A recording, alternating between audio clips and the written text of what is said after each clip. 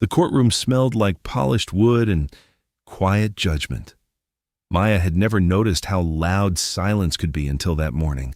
Every shuffle of paper, every throat cleared, every click of a pen. Alana sat at the defense table in a navy blazer, hair pulled back, eyes hollow but steady. She didn't look like someone capable of murder. She looked like someone betrayed. When their eyes met, something ancient passed between them. Sleepovers at 10, shared lunches when neither had money. Holding each other after Maya's mother overdosed. Holding each other after Alana's father disappeared. It's us against the world. That promise hovered in the air, like a ghost. Maya Henderson, her name echoed. She walked to the stand on legs that didn't feel attached to her body. Sworn in, seated. 12 jurors studying her face, searching for cracks. The prosecutor approached gently, calm, controlled.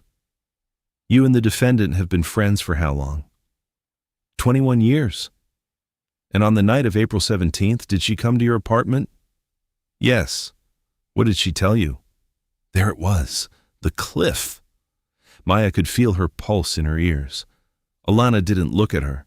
She stared forward, rigid, trusting, or daring. She said, "Something happened," Maya began. The defense attorney shifted. And what exactly did she say? Maya's throat tightened. She said he wouldn't stop. A pause. And? She said, she snapped. The word fell heavy. You could feel the jurors adjust in their seats. The prosecutor didn't smile, but satisfaction flickered behind his eyes. What did you understand snapped to mean? Objection, sustained, rephrase. Did the defendant indicate that Mr. Cole's death was accidental? Maya swallowed. No. The first fracture. Across the room, Alana finally turned her head. Their eyes locked. And in that look was not fear, not even anger. It was disbelief, as if Maya had broken a sacred code. The defense attorney rose for cross-examination. Ms. Henderson, you love the defendant, correct? Yes. You consider her your sister? Yes. So you would do anything to protect her? Maya hesitated. The trap was obvious. If she was innocent, yes. A ripple in the gallery. The attorney circled closer. But you're not a forensic expert, are you? No. You weren't present during the altercation? No. So your testimony is based solely on an emotional late-night conversation from a distressed woman? Yes. And you interpreted the word snapped as intent? I interpreted it as loss of control. Loss of control, he repeated, which is consistent with self-defense under extreme distress, isn't it? Maya didn't answer, because the truth was complicated. Alana had told her something else that night, something she hadn't shared, something prosecutors didn't know. After saying she snapped, Alana had whispered almost to herself, he thought he could embarrass me. That line, that pride, that anger. It didn't sound like survival, it sounded like wounded ego. An ego can kill faster than fear. The defense pressed harder. Ms. Henderson, is it true that you and the defendant had argued 2 weeks prior? The air shifted. Yes. About what? Money. What kind of money? Maya felt heat rise up her neck. I loaned her $8,000. And had she repaid it?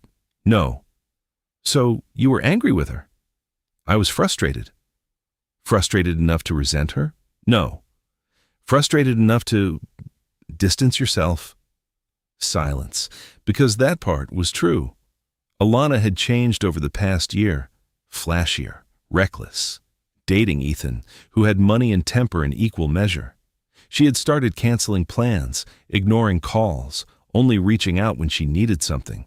Maya hadn't said it out loud, but she had felt it. Used. The defense saw the hesitation. Isn't it possible, Ms. Henderson, that your testimony today is influenced by unresolved resentment? The room felt smaller. Maya's mind raced. Was it? Had part of her wanted to detach? Had part of her wanted to finally stop cleaning up Alana's messes? Or was this about something bigger? Truth, or loyalty, or self-preservation?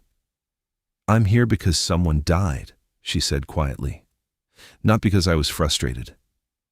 The defense leaned in. "But if you hadn't shared that text message with investigators, they wouldn't have had motive, correct?" The bomb dropped. Gasps. Yes. Maya had turned over her phone, voluntarily, including the deleted message because she couldn't carry it alone. "Yes," she said. Alana closed her eyes. That was the moment the friendship ended, not with screaming, not with accusations, but with acceptance, when someone you love realizes you chose the law over them. The trial stretched for 8 days. Forensic experts testified the blow to Ethan's skull required significant force, not a simple push. The neighbor testified hearing shouting, a man's voice, then a woman's scream, then silence. The defense painted Ethan as abusive, controlling, possessive. They showed bruises from months prior. They built a narrative of a woman pushed to the edge. The prosecution built a narrative of pride and escalation. In closing arguments, both sides turned to Maya. "She is the most credible witness in this room," the prosecutor said. "She had everything to lose." The defense countered, "She had every reason to distance herself from a chaotic friend." The jury deliberated for 13 hours. Maya waited outside. Alana avoided her gaze. When the verdict came, the courtroom stood. "On the charge of second-degree murder," a breath held by everyone. "Guilty." The sound that left Alana's body wasn't a scream. It was smaller, like something collapsing inward. Maya felt it in her bones. Sentencing would come later. 20 years was the estimate. As deputies cuffed her, Alana looked at Maya one last time, not with hatred, not even betrayal, but with something worse, finality. Weeks passed. Reporters called Maya a hero. Online strangers debated her loyalty. Half said she did the right thing. Half said she betrayed blood. She stopped reading comments, stopped answering unknown numbers, started questioning everything at night. Had she saved justice or abandoned family? Then came the letter, handwritten, from county jail. "Maya, I don't hate you. I just wish you had chosen me. I was scared. I was angry. I didn't mean for him to die, but I also didn't try to stop it. Maybe that's the part you saw. You always saw the truth in me before I did. I don't know if that makes you my best friend, or the only one I ever really had." Maya read it 3 times, then sat on her kitchen floor and cried like she hadn't since childhood. Because the worst pain isn't losing a friend. It's realizing the version of them you loved never fully existed. Months later, Maya visited her. Metal tables, bright lights, guards watching. Alana looked thinner, quieter, less magnetic, more human. They sat across from each other. No glass, just space. "I'm not here to apologize," Maya said. "I know," Alana replied. Silence stretched. Then Alana leaned forward. "Did I deserve it?" The question hung heavy. Maya thought about Ethan, about the blow, about the text, about the ego, about the fear. "You deserved the truth," she said. Tears slid down Alana's face. So did he. And in that moment, something shifted. Not forgiveness, not reconciliation, but clarity. Their friendship wasn't built to survive reality. It was built to survive hardship. And sometimes those are different things. When Maya walked out of the jail, the sky was painfully blue. Life moved. Cars passed. People laughed. The world had not paused for their tragedy. It never does. But something inside her was lighter. Because loyalty without morality becomes corruption, and love without boundaries becomes destruction. That night, Maya deleted the old photos. Not out of anger, out of acceptance. Some promises are meant for childhood. Some loyalties are meant for survival. But adulthood demands something harder. Truth, even when it costs you everything. And somewhere inside a prison cell, Alana finally understood. The most dangerous betrayals aren't the ones your enemies commit. They're the ones your best friend refuses to commit on your behalf. 6 months after the verdict, the world had already moved on. But Maya hadn't. You don't testify against someone who once braided your hair before first grade and just wake up normal. You wake up heavier, quieter, hyper-aware of your own reflection, because now you know exactly what you're capable of. Choosing truth over love sounds noble in headlines. It feels violent in private. The first panic attack came in a grocery store. She was standing in the cereal aisle. Ordinary Tuesday, ordinary people. And suddenly, she couldn't breathe. All she could hear was the word guilty over and over. She left her cart and sat in her car shaking. Because here's the part nobody talks about. When you do the right thing, and it destroys your life anyway. There's no applause in your living room, no jury validating your loneliness, just silence and memory. 3 weeks later, an unexpected knock came at her door. Ethan's mother, Linda Cole. Maya had seen her only once before, during the trial. A woman aged by grief in fast motion. Her hands trembled as she held a small envelope. "I won't stay long," Linda said. Maya stepped aside. They sat across from each other in the same kitchen where Alana once cried. The same floor where Maya collapsed with that jailhouse letter.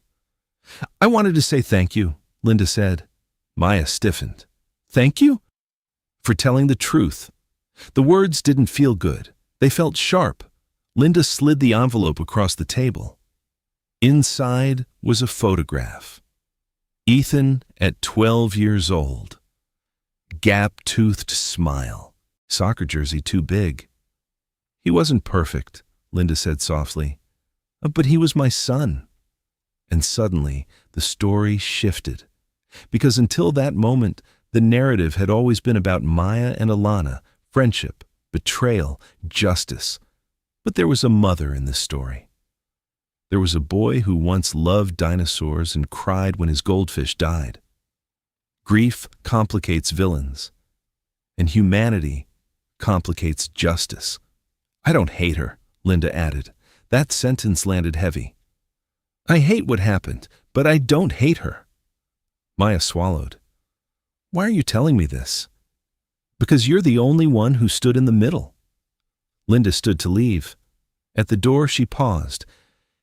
"You didn't choose the law over your friend," she said. "You chose accountability over denial." When the door closed, Maya felt something unfamiliar. Relief. But it didn't last, because the internet had found her again.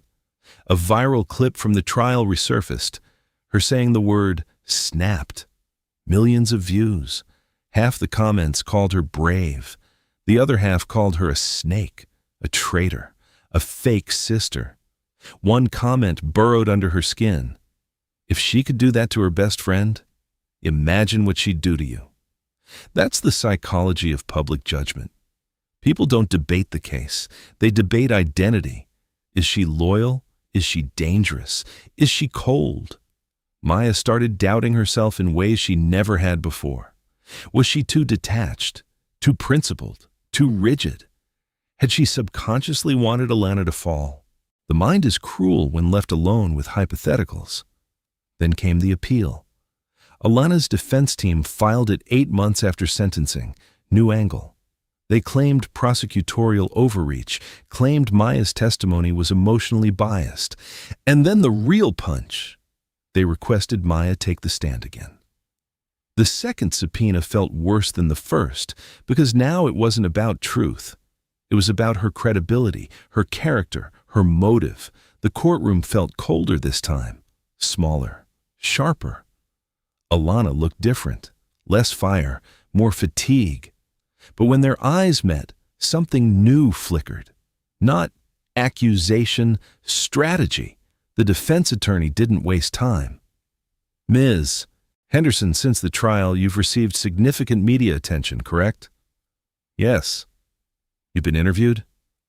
"Once." You've gained social media followers? I didn't ask for that. But it happened? Yes. And you've been offered a book deal? The air shifted. Maya's stomach dropped. I declined. But you were offered one? Yes. The implication hung heavy. Profit, motivation, opportunity. So it's fair to say your testimony elevated your public profile. I didn't want it to. But it did. Silence. The defense turned to the judge. This witness stands to benefit from maintaining the narrative that convicted my client. Murmurs rippled through the courtroom. Alana didn't look at her. She stared straight ahead. And for the first time, doubt crept into Maya's spine, not about what happened, but about perception. The prosecution objected. The judge allowed limited questioning. The defense leaned in closer. Ms. Henderson, have you ever felt overshadowed by the defendant? The question was surgical. Because yes, Alana had always been the louder one, the prettier one, the magnetic one. Maya was the stable one, the background strength, the support system. I never competed with her, Maya said. That wasn't the question, the attorney replied calmly. Did you ever feel overshadowed? A long pause. Yes. There it was. Human truth. The attorney nodded. And isn't it possible that when she finally fell, part of you stepped forward? The room froze. That accusation didn't question the facts. It questioned her heart. Maya felt something rise inside her, not fear, clarity. If I wanted to step forward, she said evenly, I would have written the book. The courtroom stirred. I didn't testify because I wanted attention. I testified because someone died, and because silence would have made me complicit. Her voice didn't shake. I loved her. I still do. But love doesn't rewrite physics. It doesn't undo force. It doesn't erase a skull fracture. Even the defense attorney paused, because sometimes conviction sounds different than strategy. The appeal was denied 3 weeks later. The conviction stood. That night, Maya received another letter, shorter this time. Maya, they tried. I let them. Not because I think you lied, but because I needed someone else to blame for a while. I was angry that you didn't protect me, but I'm starting to realize you protected who I could still become. I don't know who I am without that night. But maybe this is where I find out. A. That letter broke something open, because for the first time, Alana wasn't defending herself. She was confronting herself. 2 years passed. Maya started volunteering at a legal aid clinic, working with women in domestic abuse cases, women who truly acted in self-defense, women who were failed by the system. The irony wasn't lost on her. One afternoon, a young woman named Tasha sat across from her, bruised, terrified. I didn't mean to hurt him that bad, Tasha whispered. I just snapped. The word hit like lightning. Maya felt the old courtroom echo. But this time, she saw something different in Tasha's eyes. Not ego, not pride, pure survival. And that's when she understood something deeper. Snapping isn't one thing. It's not one emotion. It's not one motive. It's a crossroads between fear and rage, and the direction you lean matters. Maya helped Tasha build her case, helped her gather evidence, helped her find shelter, helped her testify. This time, the jury ruled self-defense. And when Tasha cried in relief, Maya felt something settle inside her chest. Not redemption, but balance. Because justice isn't about punishing everyone who loses control. It's about understanding why. 3 years after the conviction, Maya visited Alana again. No cameras, no headlines. Just 2 women who once promised forever. Alana looked stronger. Prison had carved arrogance out of her, left reflection in its place. I take responsibility now, Alana said quietly. I know. I hated you for a long time. I know. A small, sad smile. You were always the stronger one. Maya shook her head. No. I was just the one who could live with the truth. They sat in silence, not enemies, not best friends. Something more complicated. Two lives permanently intersected by one decision. As visiting hours ended, Alana reached across the metal table, not to hold hands, just to let her fingers rest near Maya's. Close, but not touching. "Thank you," Alana whispered, and for the first time, it didn't sound like surrender. It sounded like growth. When Maya stepped back into the sunlight, she realized something powerful. The world will always debate loyalty. Comment sections will always divide. Half will say she betrayed her friend, half will say she honored the truth. But here's the deeper question. If your best friend committed a crime in front of your conscience, who would you betray? Them or yourself? Because sometimes the real trial isn't in a courtroom. It's in the quiet place where your morals either bend or break. And that's where the verdict really lives. Year 4 came quietly. No headlines, no appeals, no viral clips, just routine. Maya had mastered routine. Wake at 6, run 3 miles, coffee. Clinic by 8:30, case files. Client trauma. Controlled breathing, sleep by 11. Structure is what people build when chaos once lived in their bones. But peace is fragile when your past is still breathing somewhere behind concrete walls. And then one afternoon, it happened. A new intake file slid across her desk. Name, Marcus Reed. Charge, aggravated assault resulting in death. Defense claim, self-defense. Key witness, best friend. Maya's fingers froze on the paper. History has a way of circling back. She opened the file. The details felt familiar in the worst way. Argument, escalation, push, impact, fatal blow, and a message sent minutes before police arrived. He deserved it. Her chest tightened.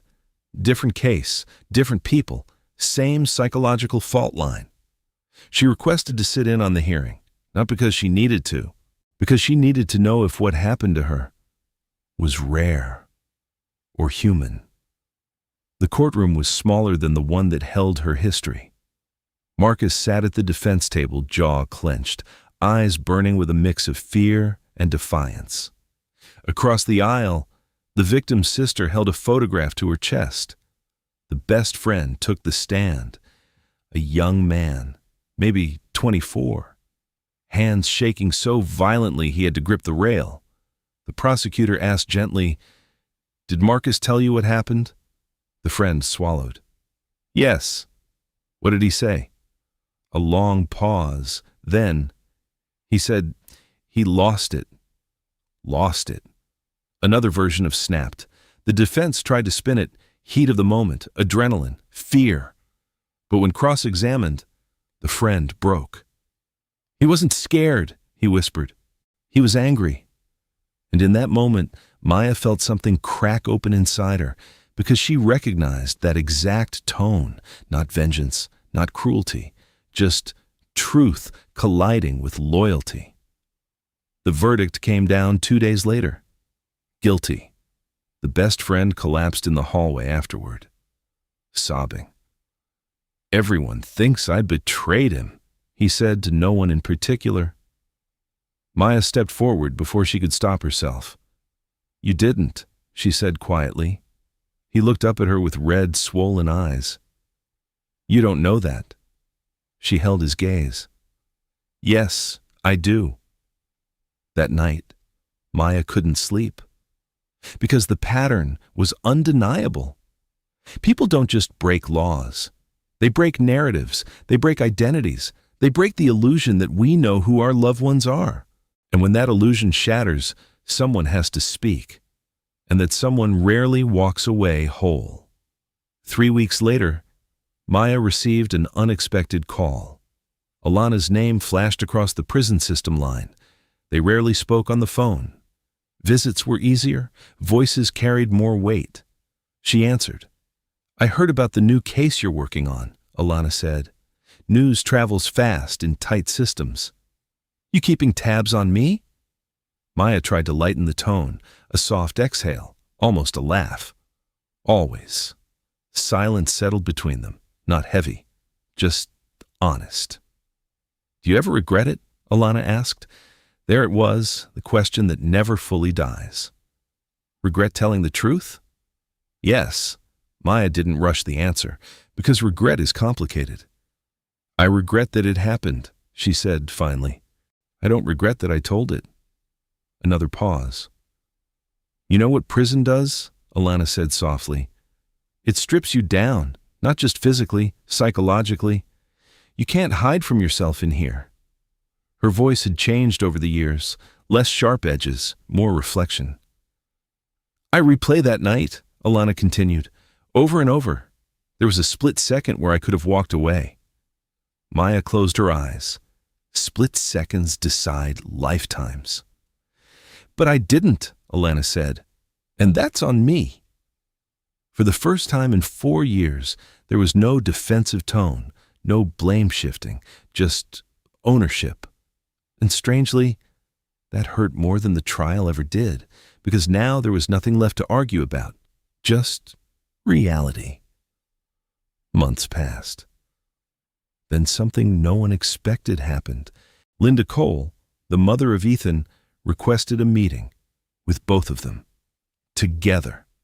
The prison administration approved a supervised reconciliation session. Maya almost declined, but something told her this was unfinished.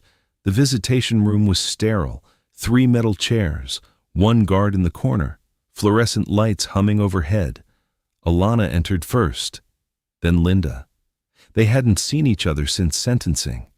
Grief met guilt across a metal table. For a moment, no one spoke. Finally, Linda broke the silence. I don't forgive you, she said calmly. Alana nodded. I don't expect you to. But I don't want to carry hate anymore. The words trembled but didn't break. My son made mistakes. You made a fatal one. I lost him. You lost your freedom. She inhaled slowly. Nothing balances that scale, but I'm tired of waking up angry. Alana's hands were shaking. I'm sorry, she said. And this time, it wasn't strategy. It wasn't defense. It wasn't self-preservation. It was raw. Linda looked at her for a long time. I know. The room shifted, not healed, but lighter. Maya watched it unfold and realized something profound. Justice punishes behavior. But closure requires courage from everyone. When the session ended, Linda paused near Maya. You were the bridge, she said. Maya shook her head. No, I was just honest. Linda gave a small, tired smile. That's rarer than you think. Year 5 arrived with something unexpected. Peace, not loud, not triumphant, just steady. Maya had stopped trying to justify herself to strangers, stopped reading debates about loyalty, stopped replaying alternative timelines. She had accepted something deeper. There was no version of this story where everyone walked away intact. The best possible outcome had always been truth, even if it hurt. One evening, she found herself standing under a flickering street lamp, the same one where she and Alana made that childhood promise. The pole had rusted, the paint chipped, but it still stood. She could almost hear their 12-year-old voices. It's us against the world, she smiled softly. Because they were wrong. It was never them against the world. It was them against their own choices. And in the end, each person has to answer for those alone. She pulled out her phone and typed a message to Alana. I'm proud of the woman you're becoming. 3 dots appeared, then disappeared, then appeared again. Finally, thank you for not lying for me. Maya stared at that line for a long time, because that was the real closure. Not forgiveness, not reunion, acknowledgement. Sometimes the greatest act of love isn't protection. It's accountability. And somewhere inside a prison cell, a woman who once ruled every room she walked into had finally learned humility. And somewhere outside those walls, the friend who testified against her had finally learned something too. You can lose a person and still keep your integrity. You can break a promise and still honor your values. But the question remains, if the roles were reversed, would Alana have testified? Or would she have protected Maya? That's the uncomfortable part. The part no verdict answers. Because morality feels powerful until it costs you someone you love. And if you're honest, truly honest, would you have done what Maya did? Or would you have chosen silence and lived with it forever? Year 6 didn't begin with tragedy. It began with a proposal. Not romantic, professional. A state ethics committee reached out to Maya. They were forming a civilian advisory panel focused on witness integrity and moral conflict in criminal cases. Her name had surfaced more than once.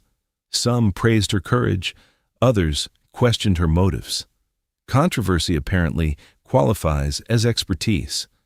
She almost ignored the email. Public exposure had cost her enough, but something inside her whispered, if you went through it, use it. So she accepted. The first meeting was held in a quiet government building with beige walls and cautious smiles. Judges, former prosecutors, a retired public defender, 2 psychologists, and Maya, the youngest in the room, the only one who had sat on both sides of loyalty. They discussed statistics, witness recantation rates, emotional coercion, psychological strain, but numbers felt hollow compared to lived experience. Finally, the chairwoman turned to her. Ms. Henderson, what is the hardest part about testifying against someone you love? No one had ever asked it that directly. It's not the courtroom, Maya said. It's the after. They leaned in. The after is where identity fractures. People don't just question your testimony. They question your character, your capacity for loyalty, your humanity. She paused. And you start questioning it too. A judge nodded slowly. What would have helped you? Maya didn't hesitate. Support that doesn't treat you like a hero or a villain, just a human being who made an impossible choice. The room went quiet, because policy can't measure that, but it matters. Later that year, something unexpected happened. Alana became a mentor inside the prison. She joined a restorative justice program, worked with younger inmates, women who entered angry, defensive, explosive, the kind Alana once was. During one visit, she told Maya about a 19-year-old named Kiara. She reminds me of me, Alana admitted. Scared of looking weak, so she attacks first. Maya listened carefully. And what do you tell her? Alana leaned back against the metal chair. I tell her strength isn't dominance, it's restraint. That sentence landed like thunder. Because 6 years ago, Alana wouldn't have understood that distinction. You believe that now? Maya asked gently. Alana met her eyes. Yes, growth is subtle. It doesn't shout. It reveals itself in language. But life isn't linear, and peace is always tested. One evening, Maya received a call she never expected. Her younger brother Caleb had been arrested. Bar fight, severe injury. The other man was in critical condition. The words blurred together. Hospital, police station, assault charges pending. Her stomach dropped. History was circling again. At the station, Caleb looked pale and shaken. I didn't start it, he insisted. He swung first. The old script, the old crossroads. Did you keep hitting him after he went down? She asked quietly. Caleb hesitated. That hesitation felt too familiar. Maya, I was angry. Anger. There it was again. She closed her eyes for a moment. This was different. This was blood, family, not chosen family, born into. If charges escalated, would she testify again? The question wrapped around her throat. The injured man survived.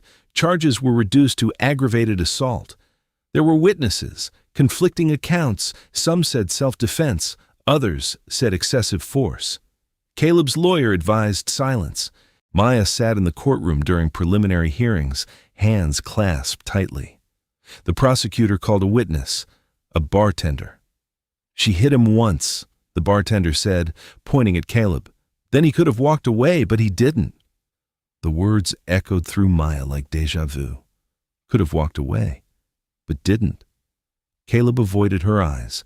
She felt something shift inside her. Not panic, not confusion, clarity. After the hearing, she pulled him aside. "If it comes down to it," she said evenly, "I won't lie for you." His face fell. "You too." The words cut deeper than he realized. "Yes," she said. "Me too." He looked at her as if betrayal was genetic, as if she carried a defect. Family is supposed to protect each other. She held his gaze. Family is supposed to protect each other from becoming monsters. The trial didn't go as far as hers had. Caleb took a plea deal, reduced sentence, mandatory anger management, probation. But the distance between them lingered, because accountability feels like abandonment to those not ready for it. That night, Maya called Alana. "I think I understand something now," she said quietly. "What?" Alana asked. "Being on the other side." Silence hummed through the line. "Would you have lied for him?" Alana asked. Maya didn't answer immediately. The honest answer was complicated. "I wanted to," she admitted. "That's the difference," Alana said softly, "between wanting and doing, between impulse and choice, between anger and restraint. Years move quickly when growth is real." Year 7 brought something unexpected: parole eligibility. Alana had earned early consideration for good behavior and program leadership. The hearing date was set. Maya sat in the gallery once again, different stakes, same tension. The parole board reviewed her record. Program involvement, behavior reports, psychological evaluations. Then came the question, "Do you accept full responsibility for the crime?" Alana didn't hesitate. "Yes." "Do you blame anyone else?" "No." "Do you believe your sentence was just?" A long pause. "Yes." The word carried weight. Because justice isn't only about punishment. It's about acceptance. The board deliberated briefly. Parole granted. Effective in 6 months. Maya exhaled slowly. Not relief, not fear. Something more complex. Transition. 6 months later, Maya stood outside the facility as the gates opened. Alana walked out wearing simple clothes. No designer heels, no magnetic aura commanding attention. Just a woman carrying a small box of belongings. They faced each other, years condensed into a single breath. "Hi," Alana said. "Hi." No dramatic embrace, no cinematic sprint across the pavement, just steady eye contact. "I don't expect things to be the same," Alana said. "They won't be," Maya replied. "A beat. But they don't have to be. Rebuilding isn't about returning. It's about redefining." They walked to the parking lot side by side, not touching, but aligned. Months passed. Alana found work through a re-entry program. Started speaking at youth centers about impulse control and consequences. The irony wasn't lost on either of them. One evening after a talk, a teenage girl approached Alana. "Do you hate your friend?" the girl asked bluntly.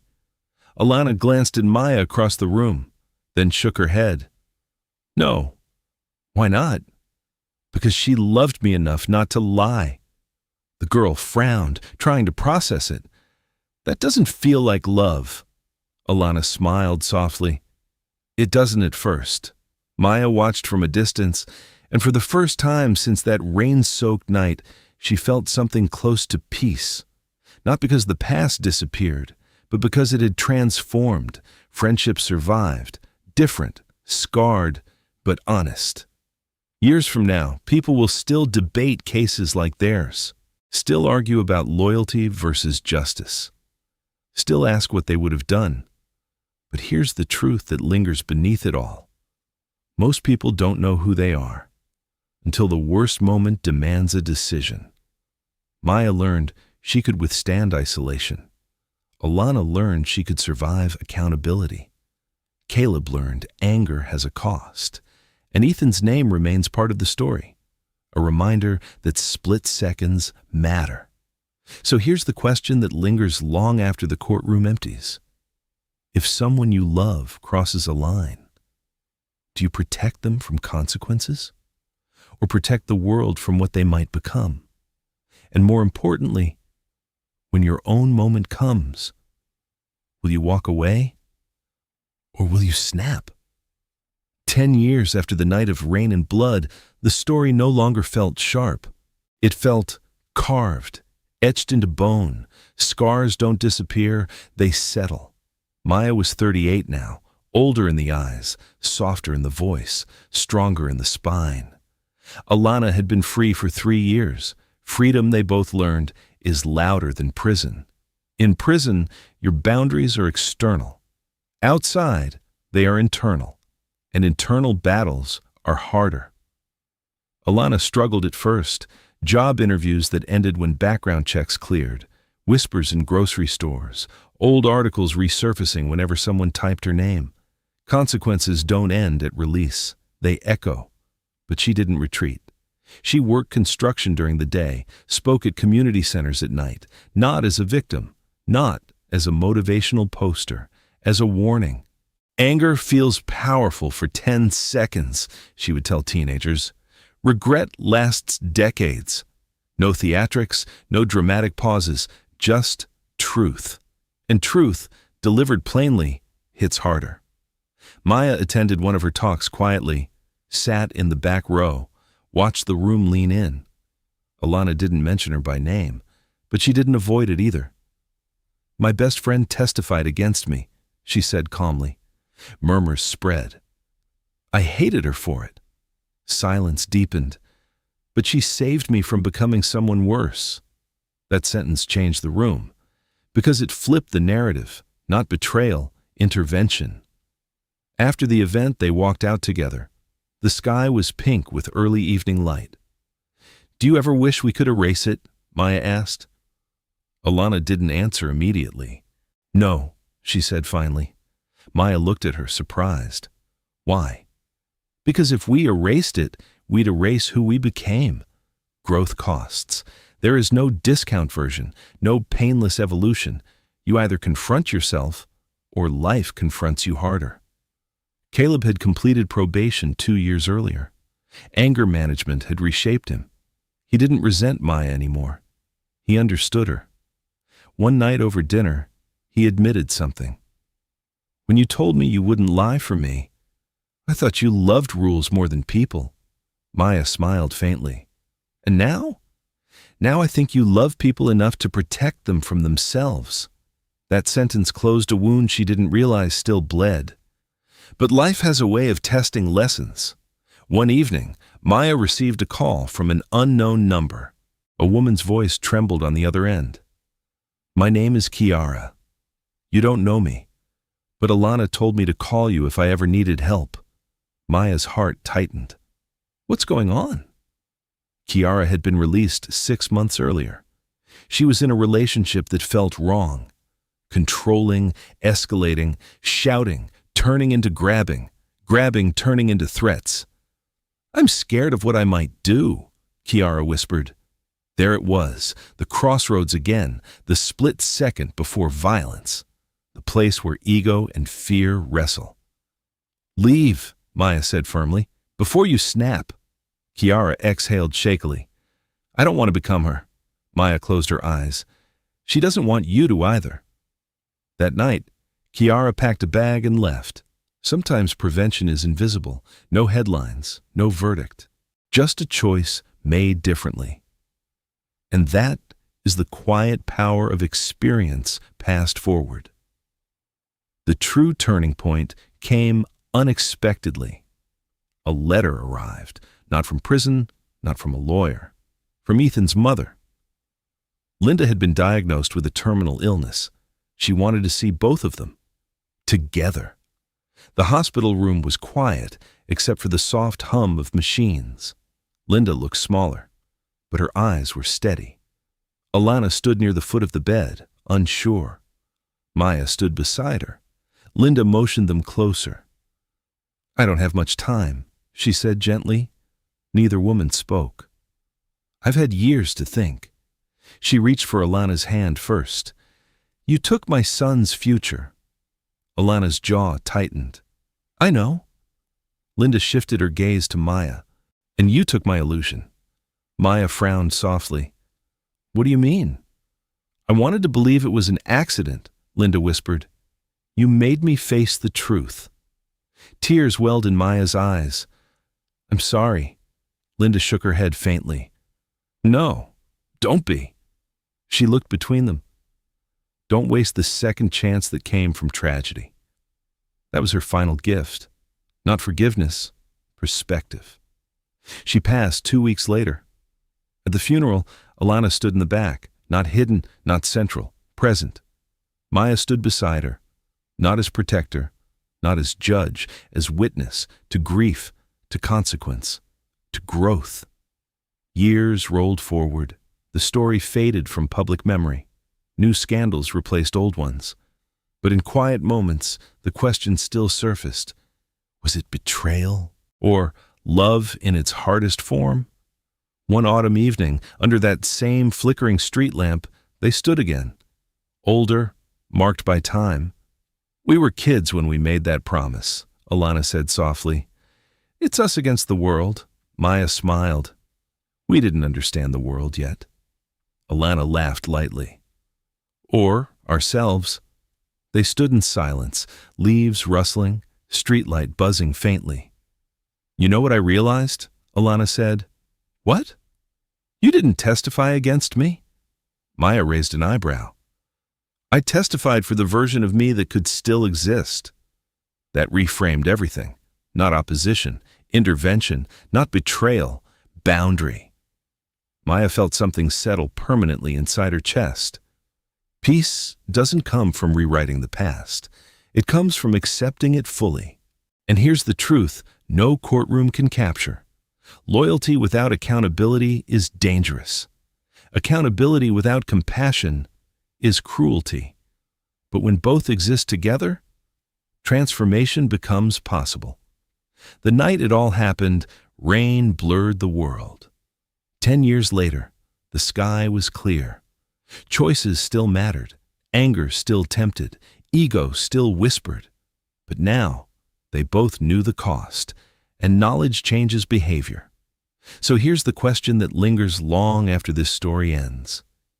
If the person you love most stands at the edge of destruction, will you pull them back gently or let them fall to learn?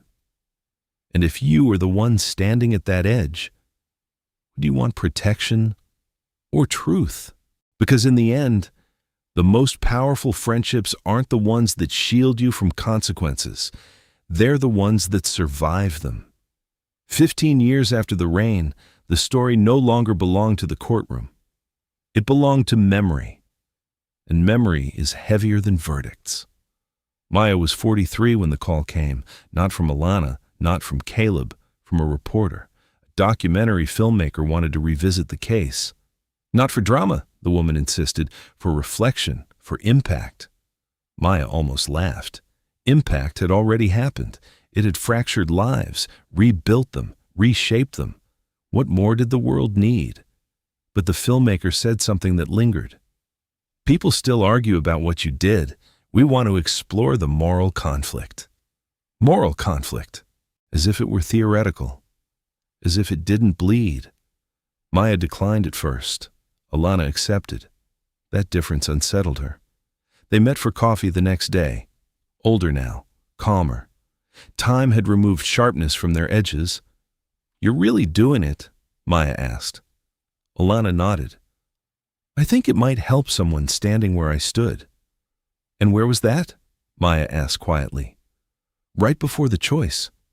That answer shifted something, because the story was no longer about what happened. It was about prevention. Alana reached across the table. "Tell it with me." Maya stared at her. "You want us both on camera?" "Yes." There was no ego in her voice, no hunger for redemption. just responsibility. After days of reflection, Maya agreed. Not for attention, not for closure, for clarity. The interview room was simple. 2 chairs, soft lighting, cameras positioned carefully. No courtroom theatrics, just truth. The interviewer asked the obvious first. "Do you believe you betrayed your best friend?" Maya didn't flinch. "No." "Why not?" "Because betrayal protects wrongdoing. I refuse to." The interviewer turned to Alana. "Do you believe she betrayed you?" Alana exhaled slowly. "I did back then. And now? No." "Why?" "Because I confused protection with love." Silence filled the room. The interviewer leaned forward. What would have happened if she lied? Alana didn't hesitate. "I would have walked free, angry, unchanged, dangerous." The word hung there. Dangerous. Not to the world in some cinematic villain sense. Dangerous to herself, to anyone who challenged her pride. That night wasn't just about fear, Alana continued. It was about ego, and ego doesn't stop on its own. Maya felt chills hearing her say it out loud, not defensive, not minimizing, owning it. The interviewer shifted focus. "To both of you, what did it cost?" Maya answered first. "My reputation in some circles, relationships, years of doubt." Alana followed. "My freedom, my illusion of who I thought I was." "And what did it give you?" They looked at each other. Clarity, growth, perspective. The documentary aired 6 months later. Not sensational, not dramatic, honest. And the reaction surprised them both. Young people wrote letters. Parents reached out. Law students debated ethics in classrooms, not arguing over who was right, but discussing how to respond when loyalty and morality collide. The story had evolved from scandal to case study. Then life tested them again. Not through crime, through temptation. Alana was offered a high-paying job by a private security company. It required background clearance manipulation, nothing illegal, but ethically gray. "They said it's just paperwork," she told Maya one evening. "Just framing the narrative differently." Maya studied her friend carefully. "And how does that feel?" Alana stared at her hands. Familiar. There it was. The subtle pull of shortcuts, the whisper of ego. "You deserve easier now. You paid your price. This is harmless." But harmless lies build dangerous patterns. "You already know," Maya said softly. Alana nodded. "I won't do it." That choice didn't make headlines. No judge applauded, no jury observed. But it mattered, because transformation is proven in quiet decisions. Years passed. Gray began appearing in their hair. Lines formed around eyes that had seen too much and understood even more. Caleb married, had a daughter, named her Maya. When Maya held the baby for the first time, something inside her shifted. The future, untouched, unaware of courtroom echoes. Alana stood beside her. "She'll never know this story unless you tell her," Alana said. Maya looked down at the infant's tiny fingers. "I hope she never has to live it." "Maybe she won't," Alana replied. "Because we did." That's the unseen power of hard decisions. They ripple forward, preventing unseen disasters. On the 20th anniversary of that night, it rained again, not violently, just steady. Maya stood by her window watching droplets slide down the glass. She no longer felt haunted by it. She felt instructed by it. Her phone buzzed, a message from Alana. "Thinking about that night," Maya typed back. "Me too." 3 dots appeared, then, "Thank you." Not dramatic, not loaded, simple. "Thank you for telling the truth. Thank you for refusing to protect my worst self. Thank you for forcing me to meet who I was." Maya set the phone down and closed her eyes. Because here's the truth, time eventually reveals. The deepest friendships are not built on blind loyalty. They're built on mutual evolution. You don't just stand beside someone. You stand for something bigger than both of you: integrity, growth, accountability. And when those values align, even tragedy can transform into purpose. So now, years later, the question still lingers. If your best friend calls you at 11:47 p.m., shaking, whispering, I snapped. What do? Do you erase it, hide it, carry it in silence, or do you step into the fire of truth, knowing it may burn the relationship down? Because love is easy when nothing is at stake. Character is revealed when everything is. And one day, maybe soon, you might stand at your own crossroads, a split second, an irreversible choice. And when that moment comes, will someone have the courage to tell the truth about you? And will you be strong enough to thank them for it? 25 years after the rain, the story had stopped feeling like a wound. It felt like a foundation. Maya was nearing 50. Alana was just past it. Time had sanded the sharp edges off their history, but it hadn't erased the lines it carved into them. Those lines had become architecture. They didn't talk about that night often anymore, not because it didn't matter, but because it no longer defined everything. It had become one chapter in a much larger book. And then, something unexpected happened. A university invited them to speak at a criminal ethics symposium, not as spectacle, as study. Future prosecutors, defense attorneys, judges, social workers. The room was filled with sharp minds and young ambition, people who believed justice was clean, clear, procedural. Maya stood at the podium first. You will sit in courtrooms one day, she began calmly, and you will believe the case in front of you is about law. She paused. It's not. A quiet ripple moved through the room. It's about identity, about ego, about fear, about love colliding with consequence. She stepped aside. Alana took her place. You will also meet people like me, she said. People who say it was an accident, people who say they lost control. She let that hang. And sometimes that will be true. A breath. Sometimes it won't. No dramatics, no trembling, just gravity. A student raised a hand. If you could go back to that night, he asked Alana, what would you change? The entire room leaned in. Alana didn't blink. I would walk away. That's simple. No revisionist storytelling, no rewriting events. I had 10 seconds, she continued. 10 seconds where I could have chosen dignity over dominance. Another student turned to Maya. And you? If you could go back, Maya thought carefully. I would have told her sooner that her anger was becoming dangerous. The room stilled. Prevention. That word hovered invisibly between them. Because accountability doesn't begin in court. It begins in conversations we avoid. The symposium ended with a standing ovation, not because the story was sensational, but because it was uncomfortable, and discomfort forces growth. That night, as they drove home together, Alana stared out the window. You know what scares me? She said quietly. What? That I still have that version of me inside. Maya didn't dismiss it. We all do. Anger doesn't vanish. Ego doesn't evaporate. They get managed, disciplined, understood. I just recognize her faster now, Alana added, and that awareness was the real evolution. Years turned. Caleb's daughter grew. She asked questions eventually. Children always do. Aunt Maya, she asked one afternoon, why do people go to jail? Maya looked at Alana across the room. Alana nodded slightly. Truth. Because sometimes people make choices that hurt others, Maya said gently. The little girl frowned.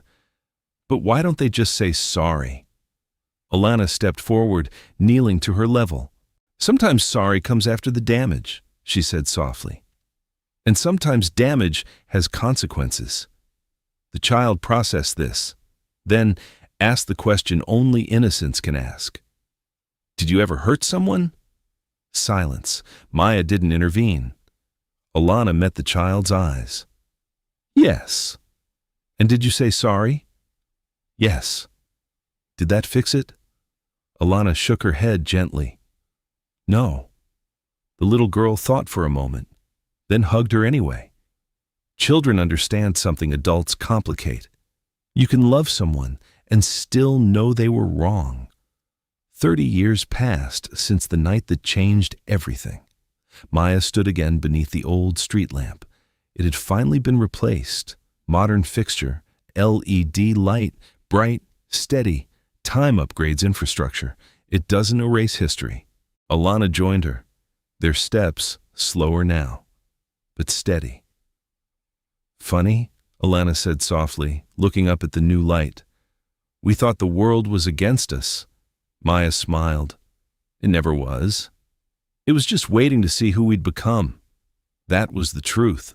The world didn't attack them. It reflected them. That night of rain had revealed fractures already forming: pride, suppressed resentment, unspoken warnings, ignored red flags. And when pressure hit, everything cracked. But cracks let light in. Years later, they had built something stronger from those fractures. Not perfection, but awareness. Near the end of her life, Maya wrote something in a private journal. Not for publication, not for cameras, for clarity. If loyalty demands dishonesty, it is not loyalty. It is fear of abandonment. If love requires silence in the face of harm, it is not love. It is attachment. And if truth costs you someone but saves who you are becoming, it is worth it. She never showed Alana those words. She didn't need to. They lived them. On a quiet afternoon, decades after the trial, they sat together on a park bench. No cameras, no speeches, no debates. Just two women who had survived the worst version of themselves. You know what I think now? Alana said softly. What? You didn't testify against me. Maya smiled faintly. You testified for who I could still be. Maya's eyes warmed. And you proved me right. Silence, peaceful, earned. And so the story closes not with a gavel, not with a sentence, not with applause, but with a question that will outlive them both. When the person you love stands at the edge of their worst decision, will you protect the illusion or confront the truth? And if someone ever stands in a courtroom because of you, will you curse them for speaking honestly or thank them for refusing to let you become something darker? Because in the end, friendship is not proven by how well you hide each other's mistakes. It is proven by whether you are brave enough to stop each other from making them. 40 years after the rain, the story had become legend in small circles, law classrooms, ethics seminars, recovery groups. But to Maya and Alana, it was no longer legend. It was simply the turning point that separated who they were from who they chose to become. Maya was 68 when the hospital monitors began to hum beside her bed. Not dramatic, not sudden. Just time doing what time always does. Alana sat beside her. Older hands now, veins visible, grip softer but steadier than ever. You always hated hospitals, Alana murmured. Maya gave a faint smile. I hate unfinished business more. Alana swallowed. There isn't any. But there was one thing, not about guilt, not about the trial, about identity. Did you ever resent me? Maya asked quietly. Alana didn't pretend not to understand. For testifying? Yes. Alana leaned back in the chair, thinking carefully. I resented the feeling, she said. Not you. Maya's brow furrowed slightly. The feeling of being exposed, Alana clarified. Of having nowhere to hide. A long pause. But that exposure forced me to grow up. Maya studied her face. Time had softened it, but strength still lived there. Do you think we would still be friends if I lied? Maya asked. Alana didn't hesitate. No. The answer landed gently. We would have stayed close, Alana continued, but it would have rotted underneath. I would have known you saw who I really was and chose comfort over honesty. That truth settled deep, because sometimes preserving a relationship destroys its integrity. Maya closed her eyes briefly. I was terrified, she admitted. I know.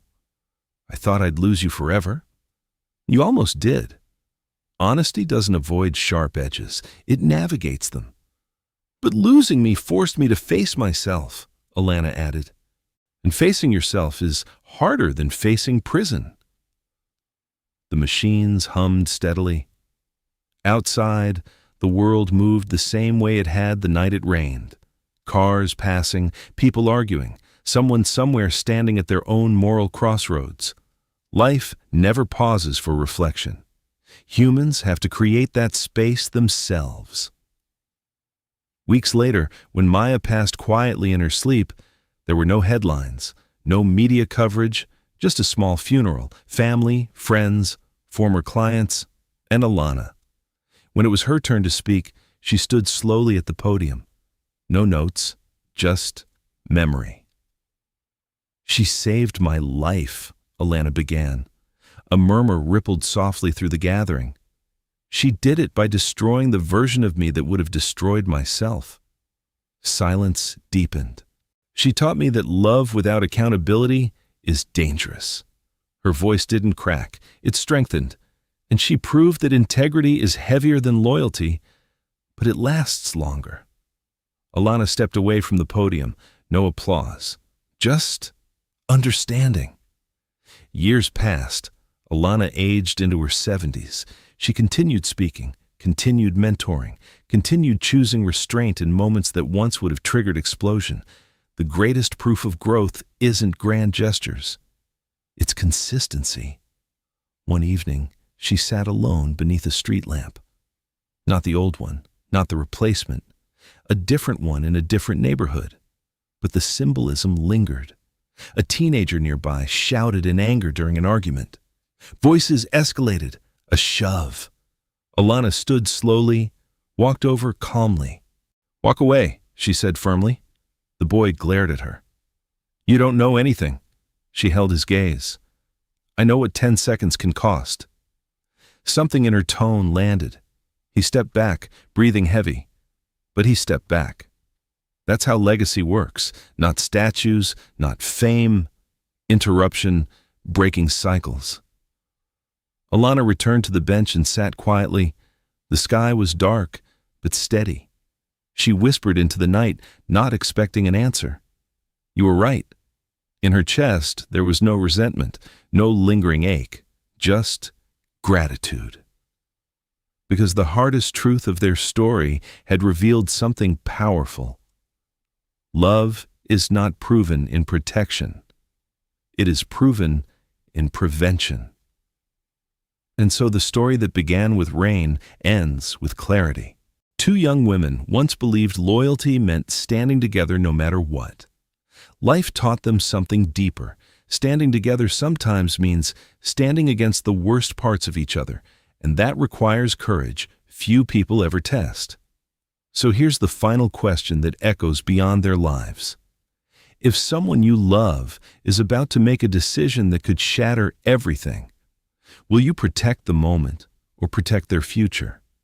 Because when the rain falls and the call comes at 11:47 p.m., the choice you make in those 10 seconds might define the next 40 years. And one day, when you're older, sitting beneath a quiet streetlight, will you be grateful someone told the truth about you?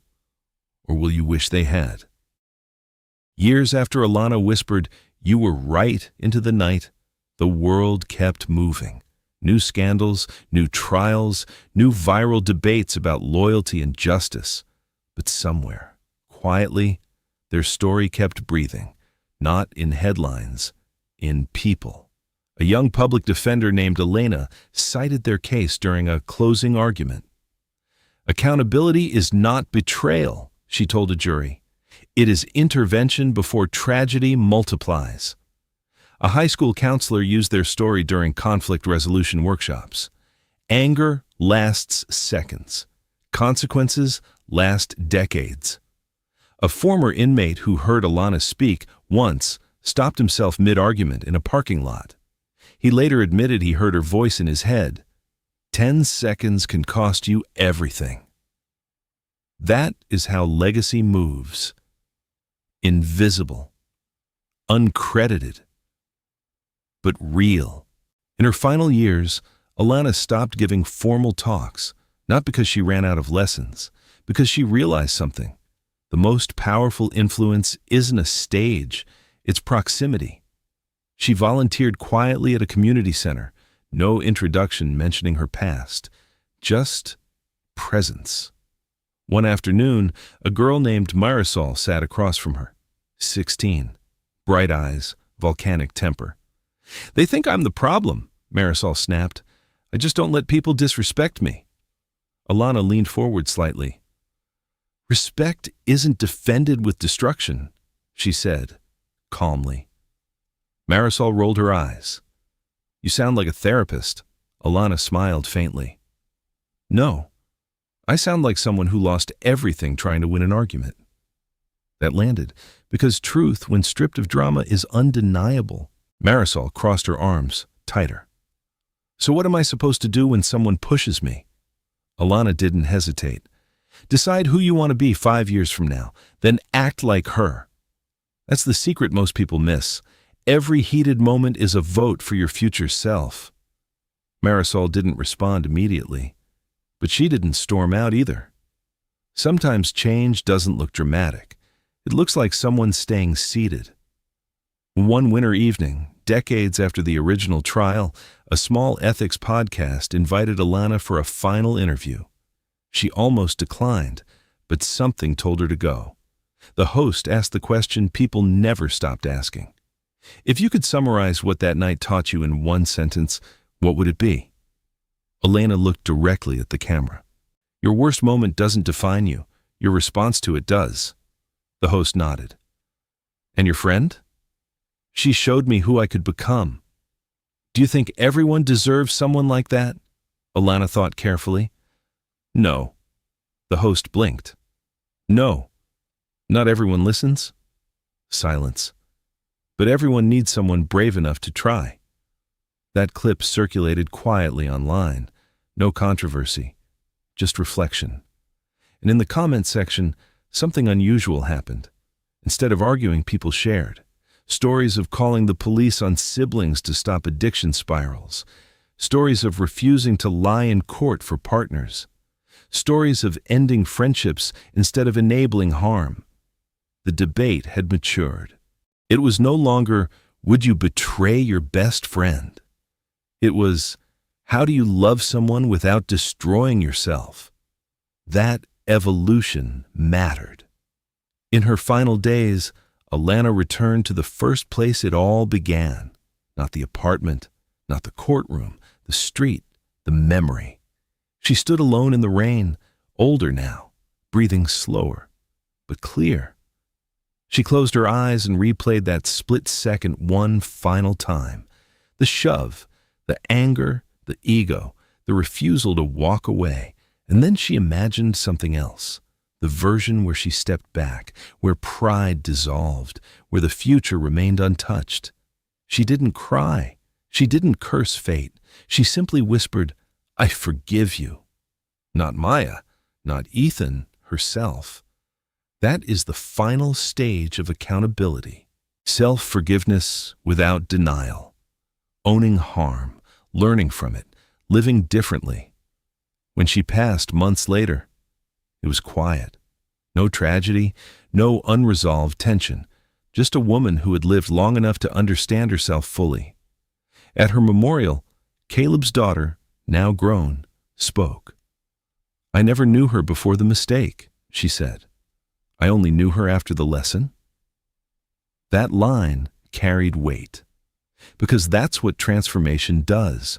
It rewrites how you're remembered, not by erasing the worst chapter, but by overwhelming it with better ones. So here we are, at the end of a story that began with rain and fear. A story about two women who loved each other enough to collide with truth. What remains isn't the verdict, not the prison years, not the viral debates. What remains is a framework. When anger rises, pause.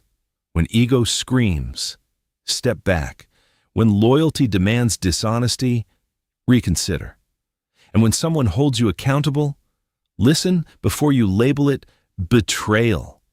Because the people who tell you the truth when it costs them something are rare, and one day you may realize they were the reason you survived yourself.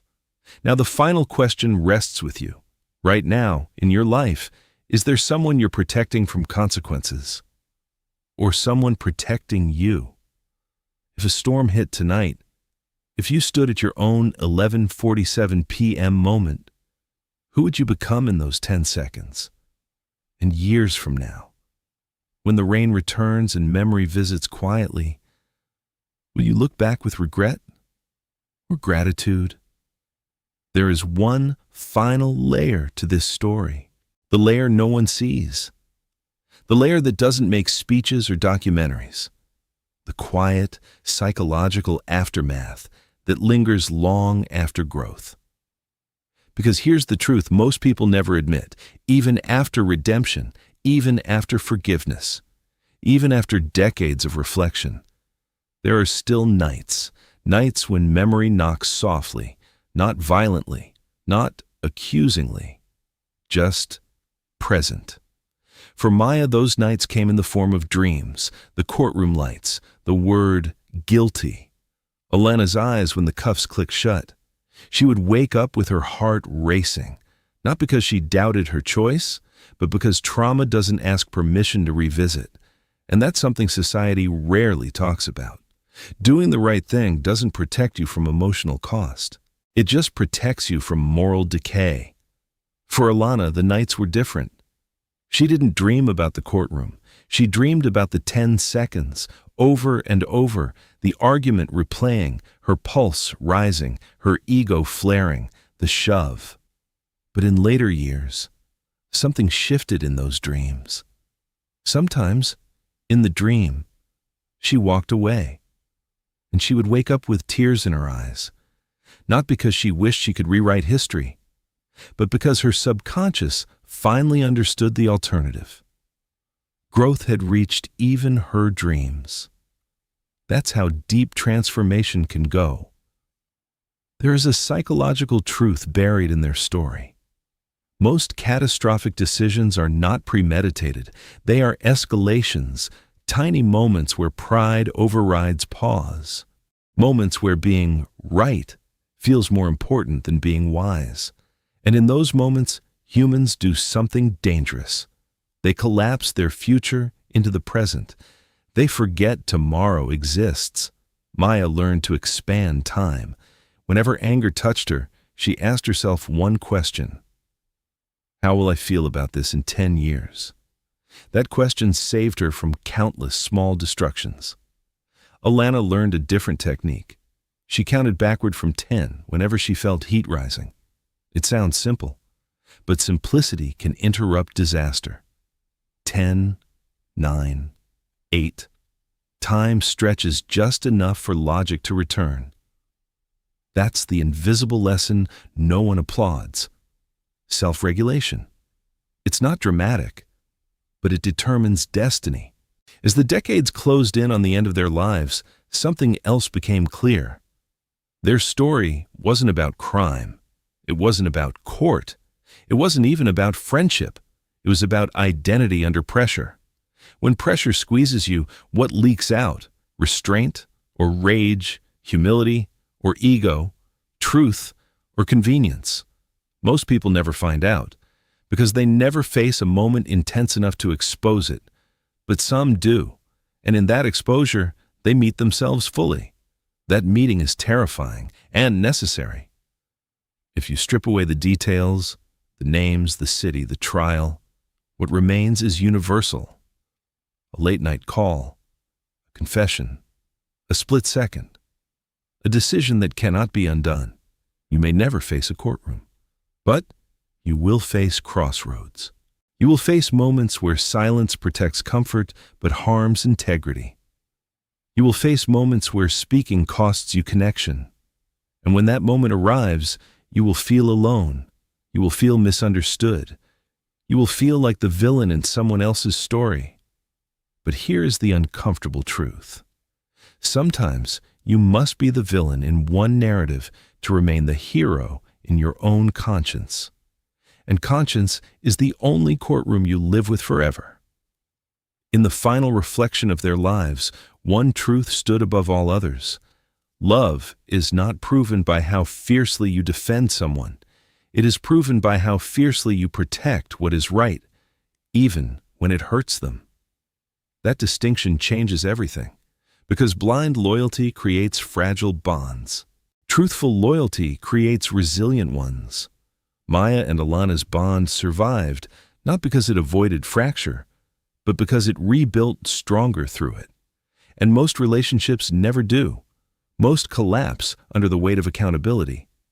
Theirs didn't, because both eventually chose growth over pride. That is rare, and rarity is what makes this story powerful. Now imagine something, it's late. Your phone vibrates. A voice you love whispers, "I messed up." Your heart races. Your mind splits in two. Protect them.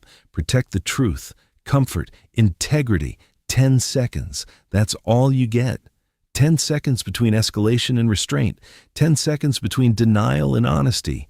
10 seconds that could echo for 40 years. Who will you be in those 10 seconds? Will you walk away? Will you speak up? Will you count backward? Will you expand time? Because one day, and this is inevitable, life will test your identity under pressure. And when it does, you won't have a narrator guiding you. No music swelling, no courtroom waiting, just your conscience. And when decades pass, when your hair grays, when rain taps against your window again, you will replay that moment. Not the applause, not the opinions, not the arguments, just the choice. And in that quiet reflection, will you whisper regret or gratitude? The answer isn't found in loyalty. It isn't found in law. It's found in who you decide to become when it matters most.